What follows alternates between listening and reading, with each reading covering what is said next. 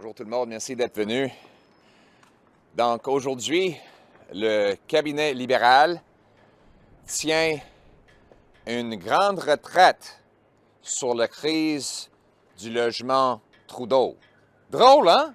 Ça fait 2 semaines, Justin Trudeau a dit que le logement, c'est pas sa job. Mais maintenant, il a une grande retraite pour, apparemment, renverser le dommage qu'il a causé en doublant le coût de logement en 8 ans.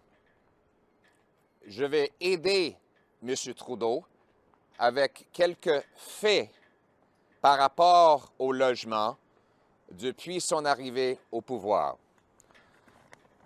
Aujourd'hui, ça prend 66 % de revenus familial moyenne avant impôt pour payer une hypothèque. C'est un record de loin. Il y a 8 ans, ça coûtait à peu près 39 % Pour économiser assez d'argent juste pour le premier versement, ça prend 25 ans à Toronto. Il y a 8 ans, on était capable de rembourser toute une hypothèque en 25 ans. Maintenant, ça prend 25 ans juste pour économiser le premier versement. Les loyers sont aussi hauts à Toronto que maintenant les étudiants vivent dans les centres d'hébergement. C'est sans précédent, mais c'est le cas après 8 ans de Justin Trudeau.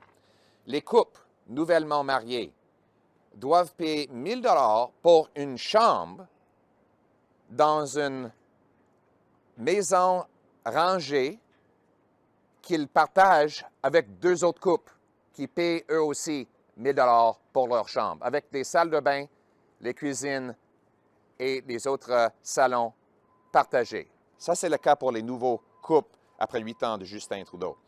Après 8 ans de Justin Trudeau, le paiement hypothécaire moyen est allé de 1 400 $ à 3 300 $, plus que le double. En fait, un paiement hypothécaire a augmenté plus dans les derniers 8 ans de Justin Trudeau que pendant les 150 ans avant lui combinés. Ça, c'est son bilan. Après 8 ans de Justin Trudeau, maintenant, le coût d'une maison est de 45 à 75 % plus élevé ici au Canada qu'aux États-Unis.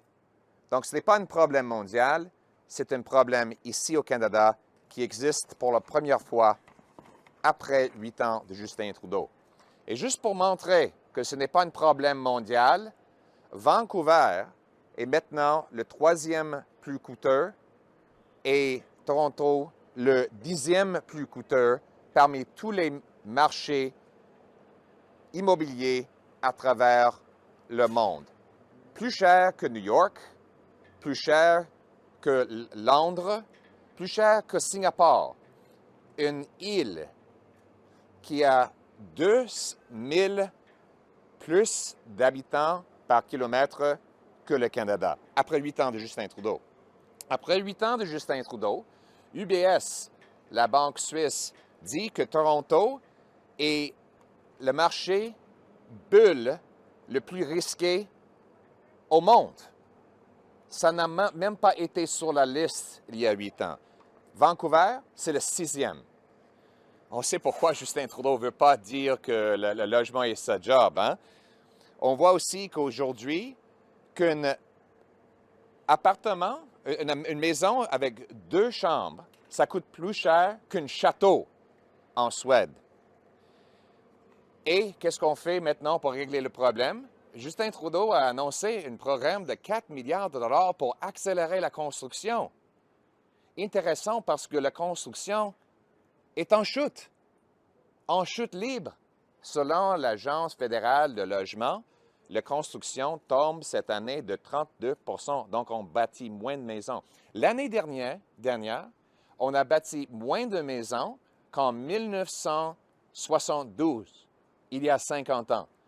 En 1972, il y avait 22 millions de Canadiens. Maintenant, il y a 39 millions de Canadiens, presque le double, et on bâtit moins de maisons. Comment ça se fait? Et ça continue. Selon le CD Howe, le coût du gouvernement ajouté à chaque maison bâtie, nouvellement bâtie à Toronto, est 350 000 $. Ça, c'est le paperasse, les taxes, les consultants, les avocats. Ce n'est pas les travailleurs, ce n'est pas les charpentiers, ce n'est pas le bois, ce n'est même pas le terrain, ni le profit. C'est le coût du gouvernement qui est le plus grand parti du coût d'une nouvelle maison ici au Canada après 8 ans de Justin Trudeau. Donc, moi, j'ai une solution de gros bon sens. Il faut inciter les municipalités d'accélérer les permis de construction. Nous avons le deuxième plus grand montant de terrain au monde. Nous avons plus de terrain par capita que tous les pays du G7 et en même temps, on a le moins de maisons par capita dans le G7 parce que la bureaucratie empêche la construction. On est le deuxième plus lent pour offrir un permis de construction ici au Canada. Moi, je vais dire aux municipalités, il faut augmenter les permis de construction de 15 % par année ou vous allez perdre vos contributions de l'infrastructure fédérale. Mais ceux qui bâtissent plus vont avoir un bonus de construction. On va aussi exiger que chaque station de transport en commun soit approuvée pour des grands appartements pour que nos aînés et nos jeunes puissent vivre à côté de l'autobus ou du train.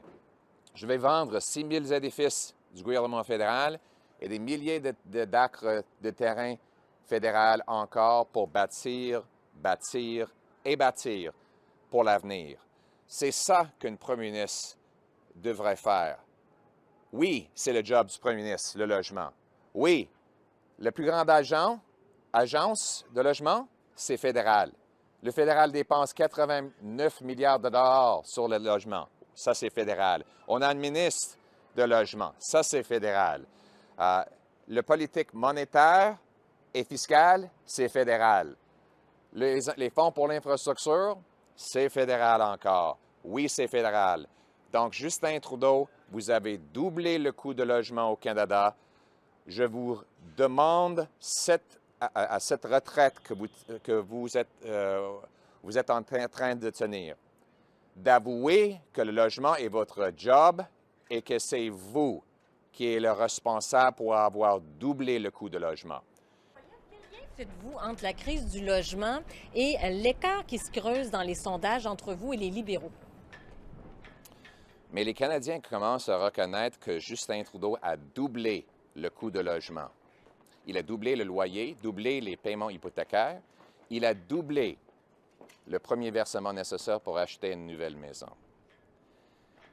Il l'a fait en finançant la bureaucratie qui empêche la construction et avec les déficits qui augmentent les taux d'intérêt. Les Canadiens savent qu'un gouvernement Poilievre va plafonner les dépenses, éliminer le gaspillage pour équilibrer le budget afin de réduire l'inflation et les taux d'intérêt. Et que je vais inciter des municipalités d'enlever la bureaucratie pour bâtir et bâtir des nouvelles maisons. Surtout des jeunes à Pierre Poilievre, parce qu'ils savent que je suis le seul chef qui est capable d'inciter la construction des maisons abordables. Et c'est pour ça que les Canadiens m'appuient. Est-ce que le gouvernement Poilievre augmenterait les seuils d'immigration du fédéral ou est-ce qu'il les maintiendrait tels qu'ils sont en ce moment? Justin Trudeau veut que les Canadiens blâment les immigrants pour les problèmes que Trudeau a causés. Il veut diviser le pays entre immigrants et les gens qui sont ici depuis longtemps. Les immigrants ne sont pas les personnes à blâmer. Justin Trudeau est à blâmer. Et c'est comme ça que Justin Trudeau maintient le pouvoir. Et en divisant les gens, c'est un démagogue. Il veut diviser les Canadiens pour distraire du fait que c'est Justin Trudeau et seul Justin Trudeau qui est responsable pour doubler le coût du logement.